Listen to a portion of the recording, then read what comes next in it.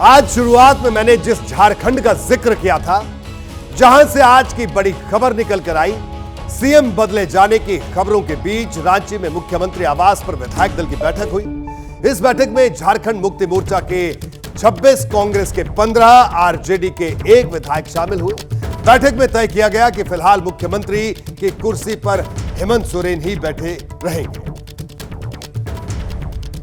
और इस वक्त की बड़ी खबर कि विधायकों को यह भी कहा गया कि वो रांची के आसपास रहे, रांची में ही रुकेंगे गठबंधन के सभी विधायक, ये बात भी कही गई। लगातार ईडी का एक्शन झारखंड में हो रहा है और हेमंत सोरेन ने कहा कि मैं सीएम था, हूं और रहूंगा। देखिए, बैठक में कांग्रेस के विधायक ने लिफाफा खोला, उस लिफाफे में हेमंत सोरेन का नाम लिखा था। दरअसल झारखंड में अभी भी सियासी माहौल गर्म है, इसका इशारा खुद सीएम हेमंत सोरेन ने किया। उन्होंने सभी विधायकों को रांची के आसपास ही रहने को कहा यह गया कि विधायकों की जरूरत किसी भी वक्त पड़ सकती है, यानी मामला भी पूरी तरह से खत्म नहीं हुआ। आज की बैठक में हेमंत सोरेन ने उस विधायक की भी तारीफ की जिसने इस्तीफा देकर अपनी सीट खाली की थी।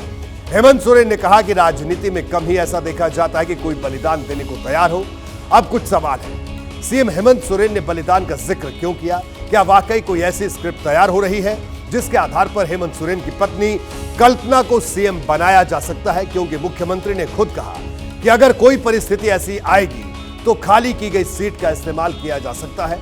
आज की बैठक में हेमंत सोरेन ने कहा कि वो सीएम थे, हैं और आगे भी रहेंगे, लेकिन इसको लेकर भी कई तरह के सवाल हैं। हालांकि गठबंधन के सभी विधायक अब एक सुर में बयान दे रहे हैं, यानी वो हेमंत सोरेन के साथ खड़े। पहले कहा था कि हमारे जो माननीय मुख्यमंत्री जी हैं, उनका लिफाफा मैंने खोला और लिफाफे के अंदर हम लोग को लगा था कि कोई दूसरा नाम तो नहीं है। अच्छा। लेकिन जब मैंने लिफाफा खोला और लिफाफे में साफ नजर आया कि झारखंड का लाल, माटी का लाल। लिफाफा में 5 साल नहीं 25 साल तक हेमंत सोरेन रहेंगे।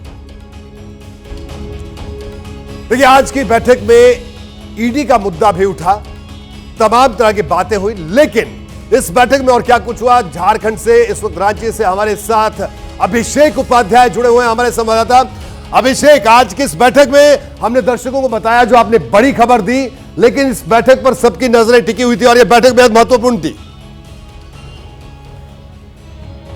जी अभिषेक। बिल्कुल रोहित, देखिए ये बैठक बहुत ही महत्वपूर्ण थी और ये बैठक बहुत ही महत्वपूर्ण थी और बैठक इसलिए महत्वपूर्ण थी कि एक अनिश्चितता का माहौल है और ये जो माहौल है ये जेएमएम और उसके जो सहयोगी दल है वो सब फील कर रहे हैं। तो एक रणनीति के लिए थी कि अगर कोई ऐसी स्थिति आती है, अगर कल को हेमंत सोरेन गिरफ्तार हो जाते हैं, अगर कल को उनकी सदस्यता खतरे में पड़ जाती है, तो उस स्थिति में क्या किया जाएगा, उसमें सबको एक पेज पर होना चाहिए। और इसीलिए रोहित 1 हफ्ते का टाइम दिया गया है कि 1 हफ्ता आप लोग आसपास ही रहिए, यानी कि 1 हफ्ता बहुत ही क्रूशियल है। इस 1 हफ्ते में कुछ भी हो सकता है। और जब कुछ भी की बात मैं आपसे कह रहा हूं, तो जिस तरह से ईडी की कार्रवाई चल रही है, जो उनके मीडिया सलाहकार पर रेड हुई है, विनोद सिंह पर रेड हुई है, उनके बहुत ही करीबी पर रेड हुई है, इन सब को देखते हुए और 7वें सम्मन का जो उन्होंने अपीयर नहीं हुए हैं, तो ये माना जा रहा है कि इनकेस अगर ये गिरफ्तारी होती तो प्लान बी तैयार है। बेसिकली ये प्लान बी को मुकम्मल करने के लिए बैठक थी और इस प्लान बी में सारे घटक दल एक पेज पर रहे, ये कवायद थी। बिल्कुल अभिषेक, आपका बहुत बहुत शुक्रिया इस पूरी इनसाइड खबर के लिए। और सबसे पहले एबीपी न्यूज ने यह खबर आप तक पहुंचाई है।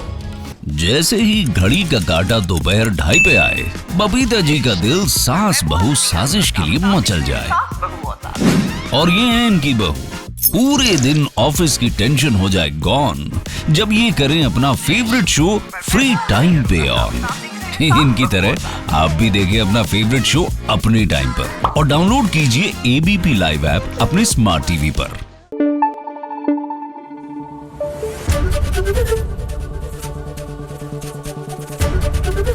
एबीपी न्यूज आपको रखे आगे।